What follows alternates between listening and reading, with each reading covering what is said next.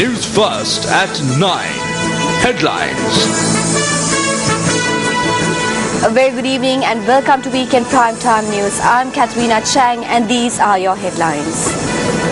India posts a target of 131 for Sri Lanka at the ICC World T20 final.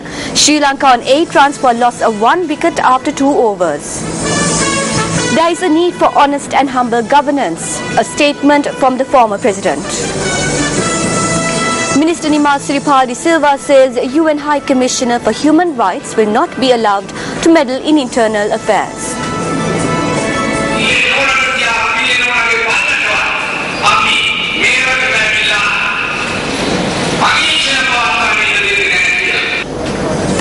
$140,000 sweetened jelly packets unfit for consumption seized in Marvanalla.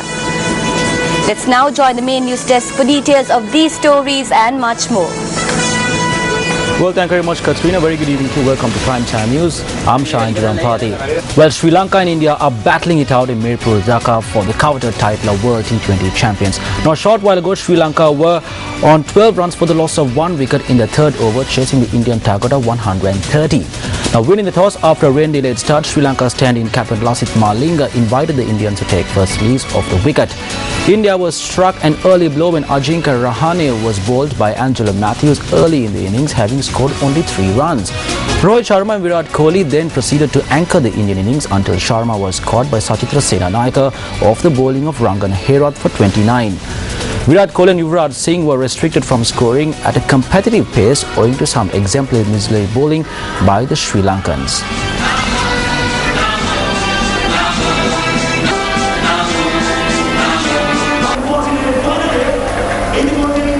With the countdown, the all set.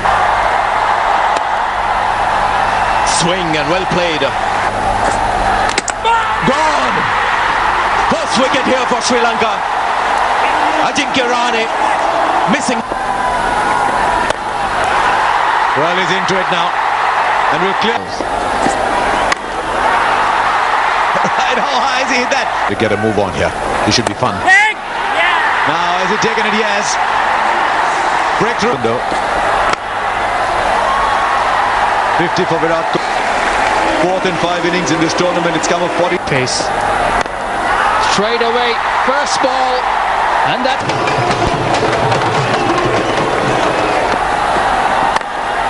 Yuvraj Singh, who failed to find any traction, was eventually caught off the bowling of Nuwan Kulasekara. It means that Kohli gets on. MS Dhoni then joined Virat Kohli, no doubt with the intention of picking up some quick runs. However, some outstanding dead bowling from Lasith Malinga helped the Sri Lankans restrict India to 130 for the loss of 4 wickets, with Kohli being run out off the final delivery after scoring 77. Can they do it again? Well, on to more cricket news. Australia won the ICC Women's World T20 crown for the 3rd time today, defeating England by 6 wickets in the finals held in Bangladesh.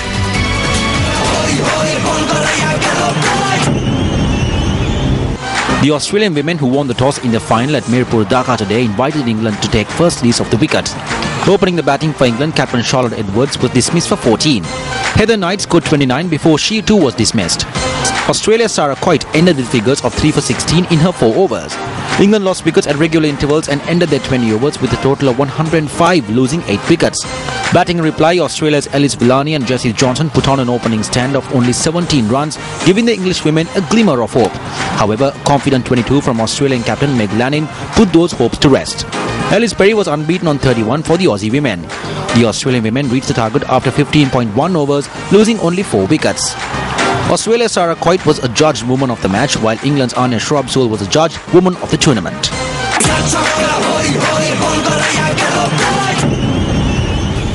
We're making headlines this evening. Former President Chandrika Bandaranaike Kumaratunga says that there needs to be honest and humble governance in the country.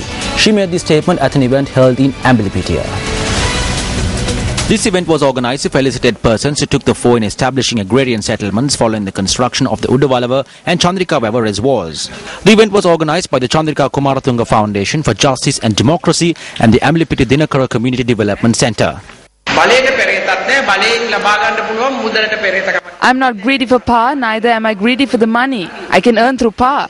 When I gave up power, I was left in poverty. I'm living now by selling off the lands I inherited from my parents. One does not need to think that they have to amend constitutions to remove a 2-term limit and enable themselves to retain a position for a lifetime. When I was first elected president, I promised my children that I would only be there for 2 terms and that I would come home after that. I received messages from my party saying they were not ready for a presidential election and that I should amend the constitution and remain for a 3rd term. I said that I would never do such a thing. My parents taught me to respect democracy. I'm a Democrat. I would not change the constitution and remain in that position. I went home, but now someone else has changed it and people say that if I wish I can contest again. There is no such stupidity in my mind. Do not applaud. Hold your applause for a moment. I have not taken a decision to contest. I'm talking about how fate turns itself around.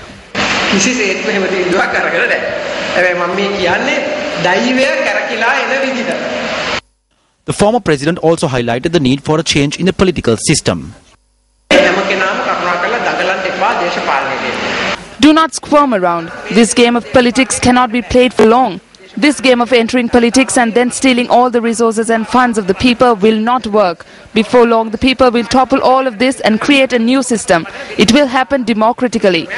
Even if it is not done by the opposition, the people will do it. If you look at the world history, you will see that it happens all the time. One of the two will transpire. On that day, they cannot continue with this system. There will have to be honest and humble governance in this country. Well, for more of the comments made by former President Chandrika Bandaranaike Kumaratunga at this event, you can tune in to Final Cut Unedited following the 10 o'clock news on our sister channel, Sirasa TV, tomorrow. Also making headlines this evening, Minister Nimal Siripala de Silva, the leader of the House, reiterates that the UN High Commissioner for Human Rights will never be allowed to intervene in the internal affairs of Sri Lanka. He made this statement at an event held in Badulla today.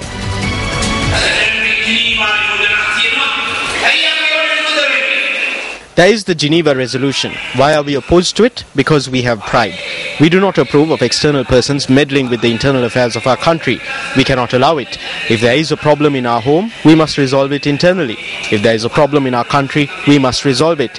That is why His Excellency the President and this government went to Geneva and battled against these international conspiracies and this resolution.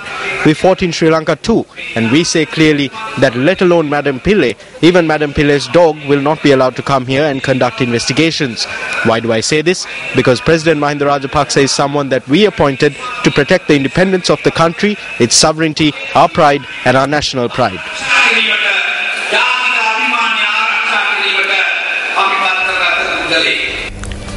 India's High Commissioner to Sri Lanka says that early progress on devolution of power is crucial for Sri Lanka to tackle mounting international pressure. India-based The Hindu reported that Y.K. Singha made these remarks during a meeting on Friday with foreign correspondents in Colombo. The Hindu quoted the Indian High Commissioner as saying that the early resumption of dialogue between the government and the Tamil National Alliance is the key, and the Sri Lankan government should create conditions conducive to the resumption of dialogue. On India's position on the progress in the implementation of the 13th Amendment to the Constitution, he said India was engaged with Sri Lanka at the highest level on the question of devolution. Observing that India had been consistent in calling for an early political solution, Singha pointed out that even Sri Lanka's own Lessons Learnt and Reconciliation Commission, or LLRC, spoke of the need for Sri Lanka to take the lead in manifesting its political will and sincerity of purpose.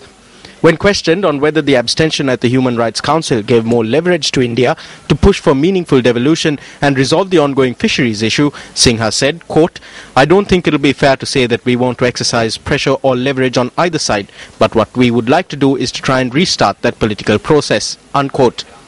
On the fisheries conflict, Singha, observing that he was grateful to President Mahinda Rajapaksa for releasing all Indian fishermen soon after the Geneva proceedings, said he hoped the talks between fishermen's associations from both sides would be held in the near future.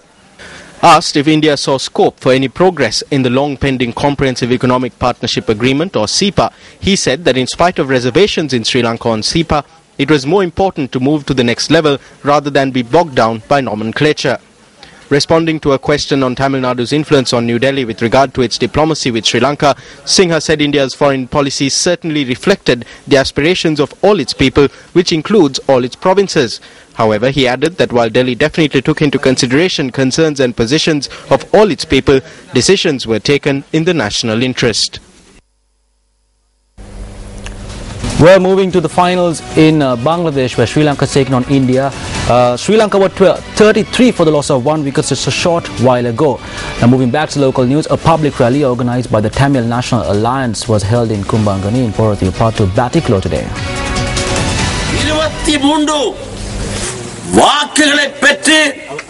This resolution has been adopted with 23 votes. There is a notable feature here. India, which supported the requests of the Tamil people over the past 2 years, abstained this time around. India did not win the hearts of the Tamil people. We can cite several examples of this. Pakistan proposed 3 amendments before the final vote in Geneva. India and Pakistan are like the cobra and the mongoose. But India supported the amendments put forward by Pakistan. In 2012 and 2013, India voted for the US-sponsored resolutions. But in 2014, they took the middle ground. They had no need of taking the middle ground. The fact that India supported the requests put forward by the Pakistani government and took the middle ground has become a problem for Sri Lankan Tamils. The Tamil people now doubt as to whether they can have faith in India in the future since India took the middle ground. Tamil Bakkal Battile Sri Lanka Arashangam இன்று 16 அமைப்புகளை தடை செய்திருக்கின்றது. The Sri Lankan government has banned 16 organizations. 425 persons' names have been listed and several of these people have come back to Sri Lanka. At the same time, several persons whose names are on the list are functioning as SLFP organizers in the Batiklo district. If these individuals have ties with banned organizations, as per this list, then they should be removed from the SLFP. The problems of the Tamil people have been taken to Geneva. If the government is willing to resolve these problems, they must have talks with the Tamil National Alliance with international intervention. We believe that the government does not know the difference between democracy and terrorism. The month of April is notorious for thunder showers in Sri Lanka. Several lives are lost each year owing to lightning strikes during this month. Now 3 people were killed in 2 such incidents that were reported yesterday. 36-year-old Chaminda Kumara Somatilaka and 26-year-old Dinesh Nuwan Vatnayaka had travelled from Kulyapitiya to Devanuvara in Thabova, Puttalam to harvest paddy. However, the harvesting of paddy was disrupted owing to the rain experienced in the area yesterday.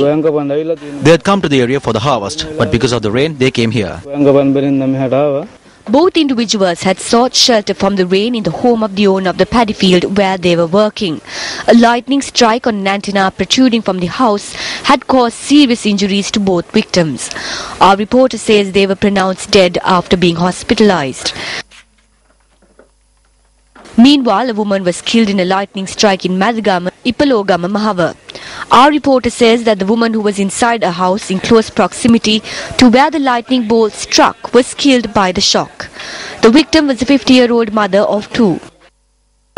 We are expecting thunder showers in the evening, which will include lightning. Even if there are no showers, there is a tendency for lightning. Therefore, even if it is not raining and thunder is heard, it is better to take necessary precautions to avoid any lightning-related accidents. 10 homes were damaged by strong winds that blew across the Barnagali area in Pitabaddara, Mathura last evening. Our reporters say that the electricity supply to the area has been delayed and the transportation was also affected. Well, to look at the match in Bangladesh between Sri Lanka and India, Sri Lanka were 41 for the loss of 1 wicket, needing 90 runs off 88 to clinch the title. Now moving back to local news, the Consumer Affairs Authority has seized 140,000 packets of expired sweetened jelly unsuitable for consumption.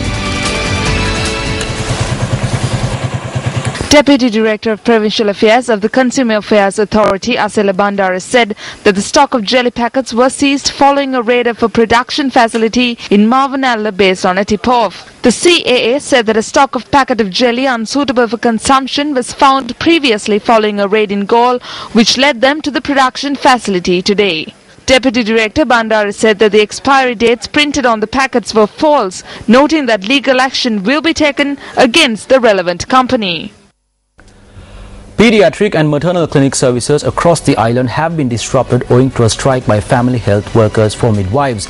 The director of the Family Health Bureau of the Ministry of Health, Dr. Deepthi Pereira, said that medical examinations of mothers, providing them with necessary medication and immunization programs, have been hampered by the strike action. The island-wide strike action called by midwives is now into its 5th day.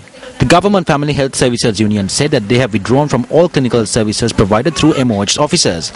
This includes infant and maternity clinical services, immunization and family planning services. The midwives have also withdrawn from door-to-door services. The strike action was prompted by a decision by health authorities to offer training for nurses in childbirth.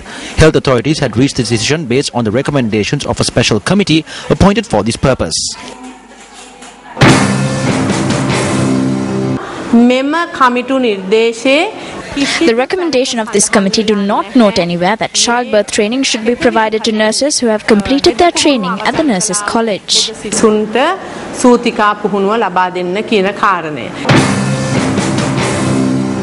The committee has not recommended that they not be provided with childbirth training. This is not something that was proposed recently. If anyone says that it is not good to provide this training as per the committee reports, then I say that they should have their brains examined. Providing childbirth training to nursing students is a program conducted by the Ministry of Health over 140 years as a matter of principle. If that is the case, why are these family health workers on strike?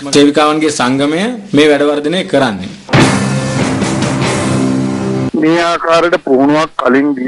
intelligent person will understand that if such training was given in the past, then there would be no cause for such a problem to arise. There is a curriculum to provide midwife training to nurses, but it does not equate complete midwife training.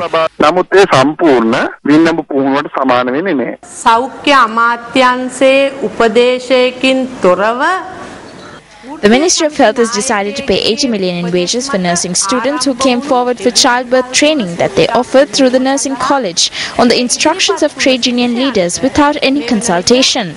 A large portion of funds allocated for the health sector through the budget has been funneled into the nursing service.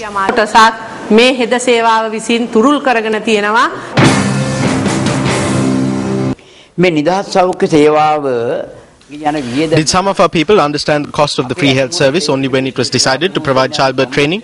There is a profit for the government through this, as they only have to pay an allowance now instead of a wage.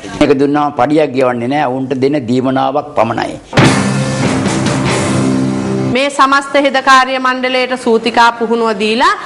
hope is to provide childbirth training to all the nursing staff and remove family health workers from hospitals.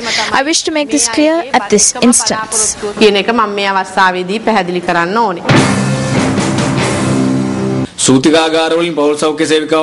Not a single nursing union has called for family health workers to be removed from labour rooms or from field work. In that case, it is evident that their intentions are a myth.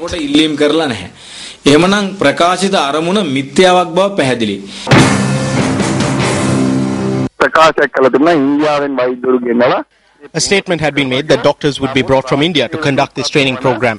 But what is the procedure to obtain persons from India who are not even in the public service to come here and provide training? There is a problem as to whether they are engaged in a transaction of some sort with foreign nations.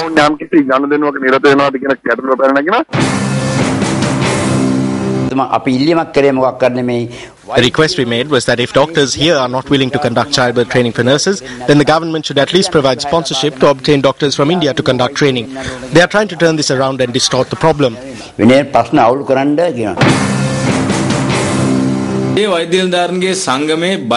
The Family Health Workers Union is functioning as a cat's paw of the Government Medical Officers Association and is at this time working to achieve their own ends.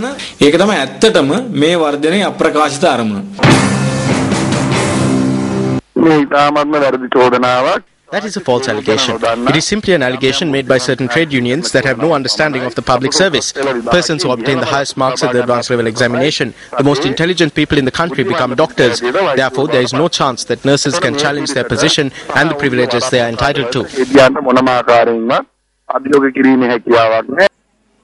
Meanwhile, the epidemiology unit of the Ministry of Health says that they will not allow the strike action by family health workers to undermine the immunization program. The epidemiology unit notes that if the strike continues, they will look at alternatives to conduct the immunization program. Secretary to the Ministry of Health, Dr. Nihal Jayatilaka, said that the decision to provide childbirth training to nurses from the 2009 B batch will not be suspended in spite of any pressure brought to bear by the unions. President Mahinda Rajapaksa extended his best wishes to the veteran filmmaker Dr. Lester James Pierce, who celebrated his 95th birthday.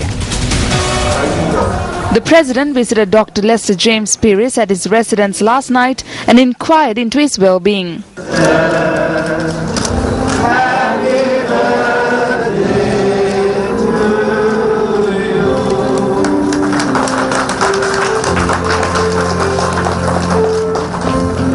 The President wished him long life and presented him with a memento.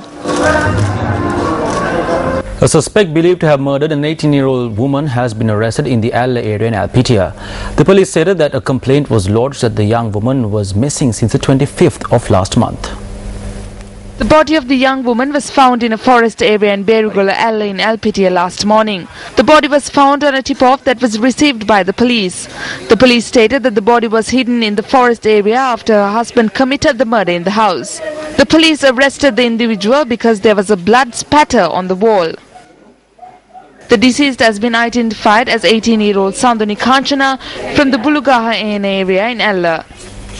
An unidentified group meanwhile attacked the home of the suspect. The body of the young woman is at present lying at the Karapitia Teaching Hospital where the autopsy will be performed. Further investigations are underway.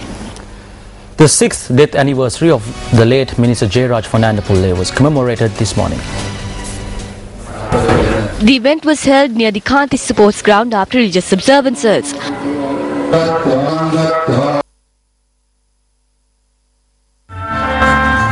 Subsequently, politicians as well as guests laid floral tributes at the foot of the late minister's statue.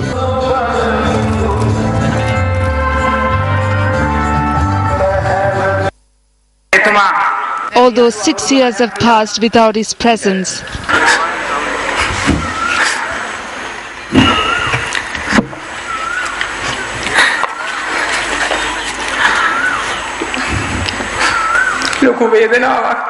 there's a great pain in our heart because we have lost someone who loved us.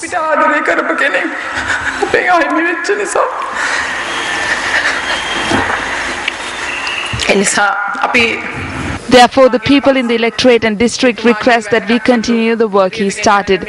That is why we are on this difficult journey, although there is an easy way.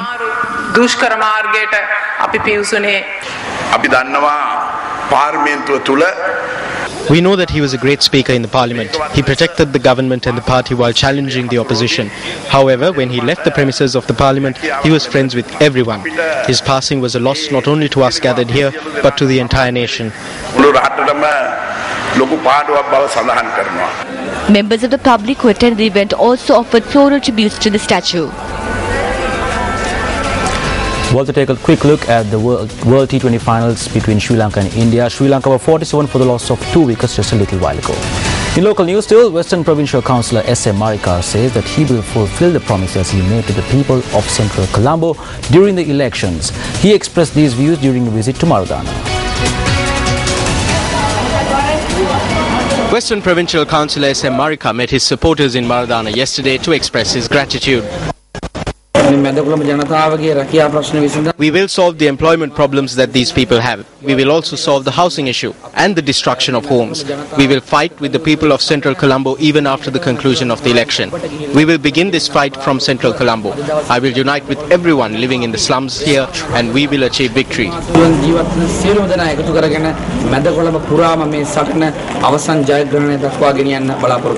Meanwhile, S.M. Marikar, who visited Ratmalana this morning, was warmly welcomed by the people.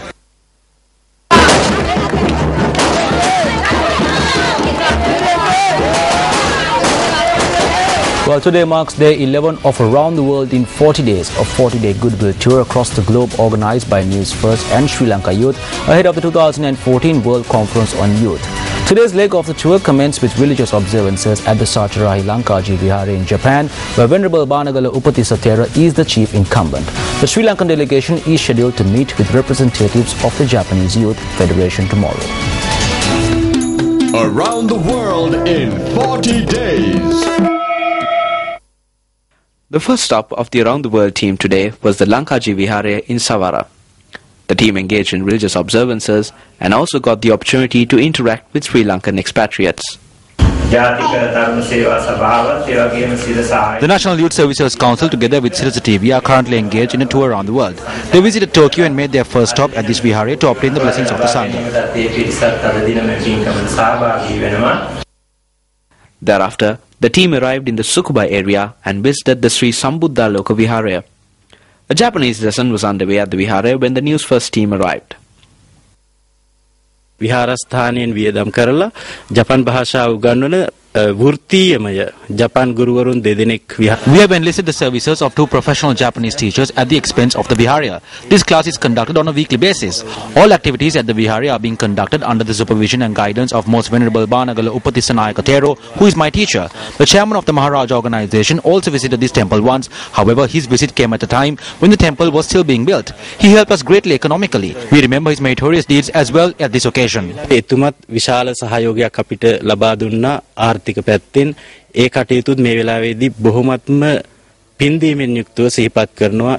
Our next stop was the Ushiku area, where we were able to witness the magnificence of the Ushiku Daibutsu statue.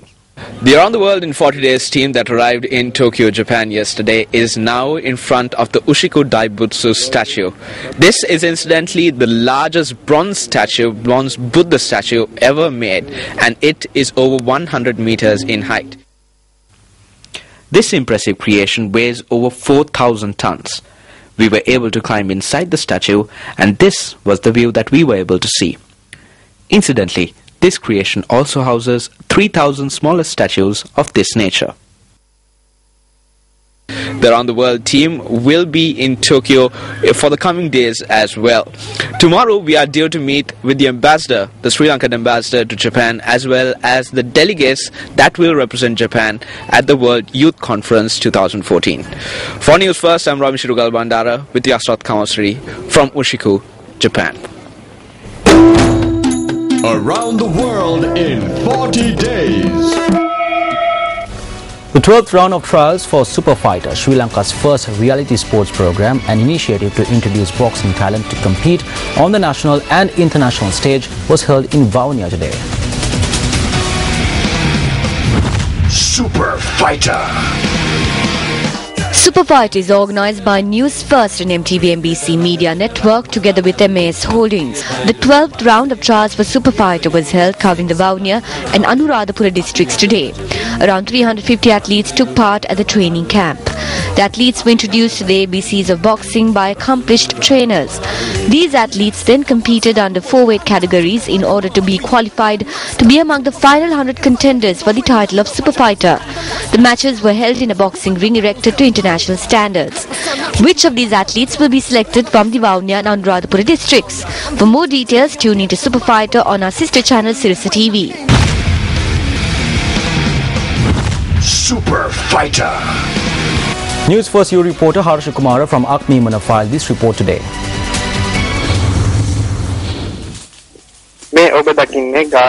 What you can see here is the Waduramba Nathwela Junior School in Gaul. It has been 9 years since the school was shut down. The building is dilapidated and the jungle has grown around it. Area residents ask that some use be made of this building.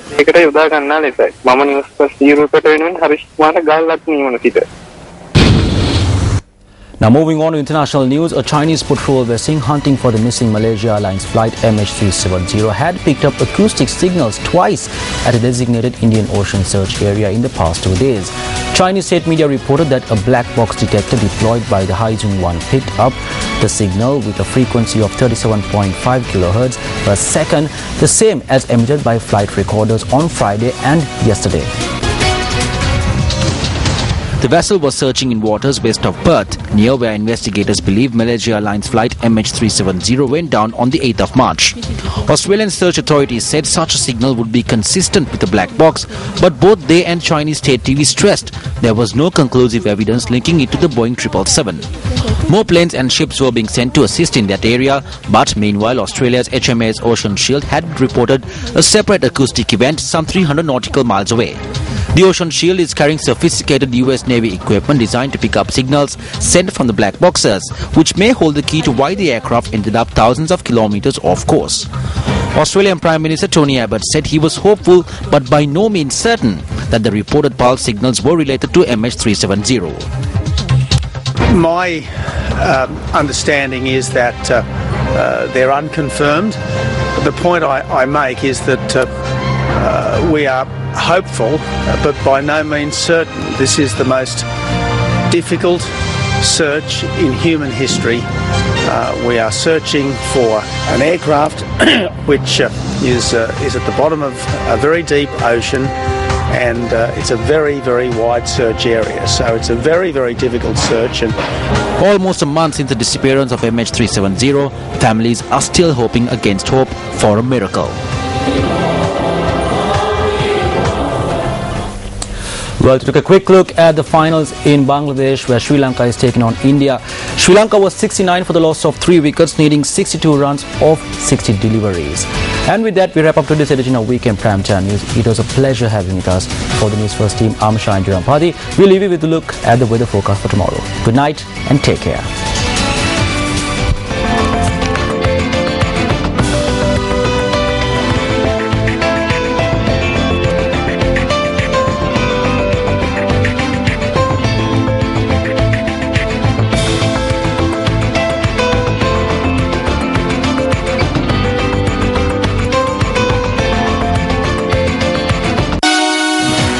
Hotline 0114-896-896 www.newsfirst.lk.